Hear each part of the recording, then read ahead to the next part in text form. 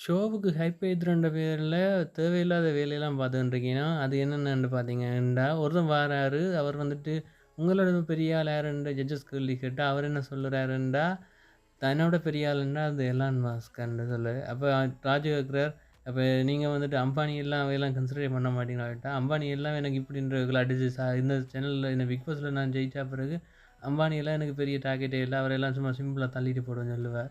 இதெல்லாம் கேட்க எங்க கொண்டு போய் என்னன்னு சொல்றதுன்னு தெரியாம இருக்கு. இவ்வளோ பிற்போக்குத்தனமான ஆட்கள தான் அவங்க அத்தன லட்சம் பேர், அத்தனை பேருகிட்ட இருந்து எடுத்து கடைஞ்செடுத்து தேர்ந்தெடுத்து 50 பேரான்றது எனக்கு ஆச்சரியமா இருக்கு.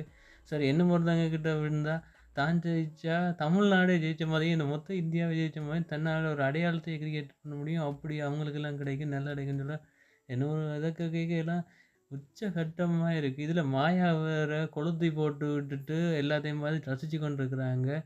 எனக்கு பார்த்து இந்த சேனல பார்த்துட்டு ஐ மீன் ஷோவ பார்த்துட்டு சிரிக்கிறதா, இல்லாட்டி அழுகுறதான்னு தெரியாம இருக்குது. இப்படியானவங்கள ஒரு அதாவது கொமன் மேன்ன்ற இதில வந்துட்டு ரொம்பவே டேலண்டான பீப்பிள்ஸ். அதாவது வந்துட்டு செலிபிரிட்டீஸே இல்லாம சாதாரண மக்கள்ல வந்துட்டு எத்தனையோ பேர் திருக்கோடி மக்கள் எல்லாத்துலயும் ஒளிஞ்சிருப்பினும், அவங்கள இந்த ஷோ மூலமா கொண்டு வந்து அடையாளப்படுத்தி, அவங்களுக்கு ஒரு அடையாளத்த குடுக்கைக்க, அது ஒரு பலனா கிடைக்குமான்னு யோசிச்சேன். ஆனா பார்த்தா இவங்க அதெல்லாம் இல்ல. நாங்க இருக்கிற ஷோவுல எடுக்கிறவங்களும் கோமாளிங்க தான். அதே மாதிரி பப்ளிக்ல எடுக்க போறவங்களும் அதே மாரி கோமாளிகள தான் எடுக்க போறோம்ன்னு சொல்லிட்டு எடுத்த மாரி இருக்குது. என்னோட ஒப்பீனியன் இதுதான். உங்களுக்கு என்ன தோணுதுன்னு கமெண்ட்ல சொல்லுங்க. Thank you guys.